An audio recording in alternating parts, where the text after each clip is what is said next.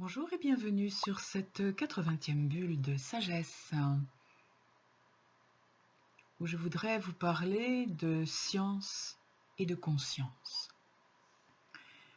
Alors, l'association de ces deux mots, nous la devons depuis fort longtemps à François Rabelais, qui avait écrit « Science sans conscience n'est que ruine de l'âme ». François Rabelais est connu pour Gargantua et Pantagruel, ces deux romans satiriques, néanmoins philosophiques. Mais François Rabelais était aussi médecin. Et il avait été moine franciscain. Autant dire que c'était un méditant, que c'était quelqu'un qui avait beaucoup travaillé sur la conscience, à la fois en tant que moine et en tant que médecin. Il disait donc « Science sans conscience n'est que ruine de l'âme ». L'âme, c'est quelque chose de totalement immatériel, n'est-ce pas? Il voulait, par ce mot, désigner cette essence de l'homme, ce que l'homme a de supérieur, puisqu'à l'époque, l'âme avait ce sens.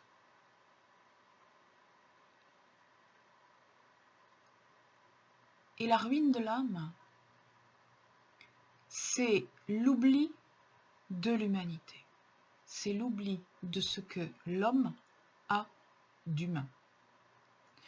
Lorsque la science est purement matérialiste et que dans son matérialisme forcé, forcené, elle oublie de respecter ce qu'il y a d'humain dans l'homme, elle est sans conscience. Alors évidemment, nous avons vu ces derniers siècles, particulièrement ce dernier siècle, la science aller de plus en plus loin dans ce domaine. Manipuler de manière quasi diabolique, diront certains, les génomes humains. En tout cas, à coup sûr, les génomes animaux. Les organismes génétiquement modifiés, c'est un jeu d'apprenti sorcier.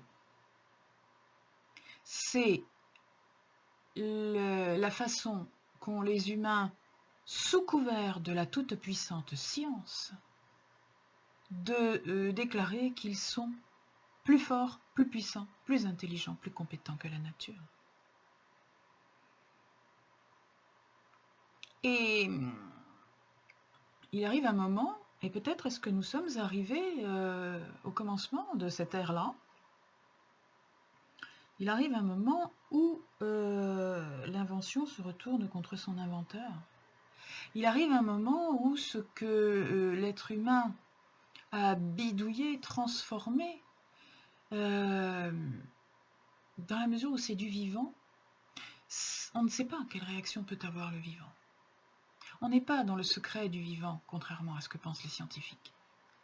Et il peut toujours y avoir quelque chose qui se transforme.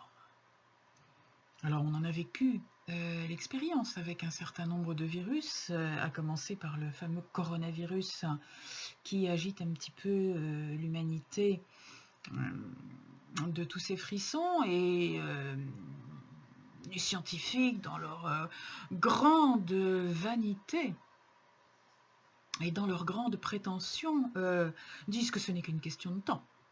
Ce n'est qu'une question de temps, nous arriverons à avoir un vaccin, nous arriverons à avoir un traitement. Mais, et si on ne trouvait pas? Et si, par exemple, la fonte des pergélisols des pôles libérait des virus, des bactéries, des choses qui sont là enfouies, congelées depuis des centaines de milliers d'années, et contre lesquelles nous ne savons plus nous battre? Et si les bidouillages dans les laboratoires finissaient par donner naissance à des choses particulièrement virulentes?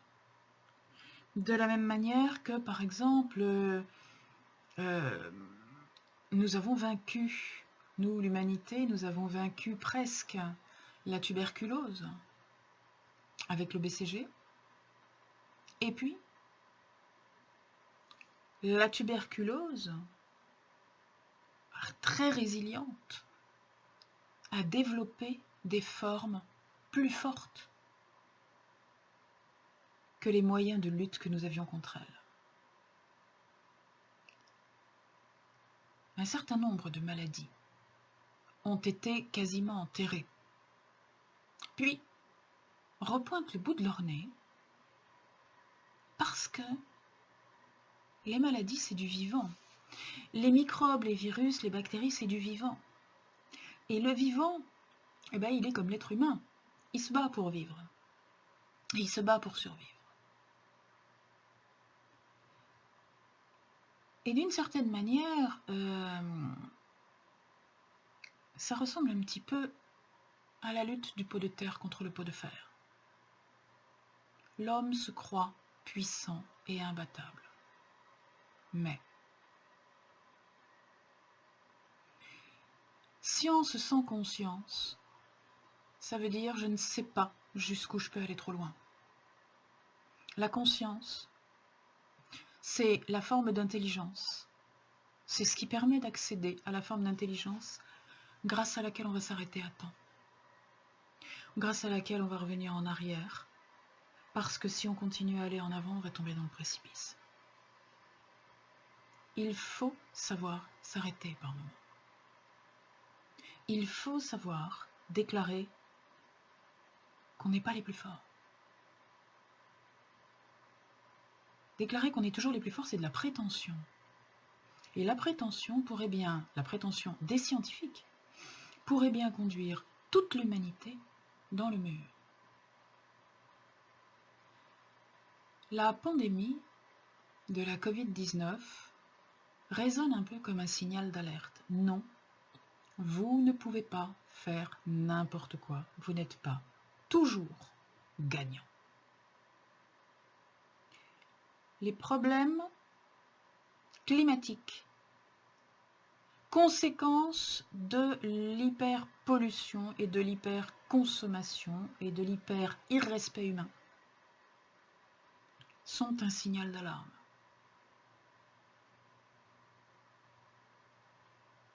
La nature réagit.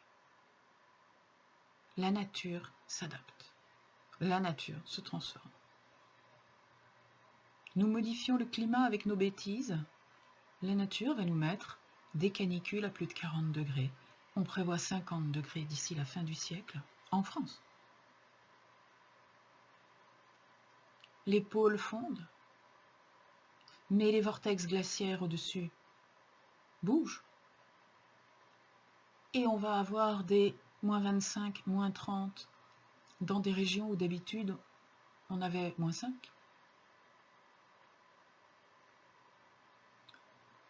La glace fond, le niveau des mers monte, recouvrant les côtes, recouvrant des régions fortement peuplées,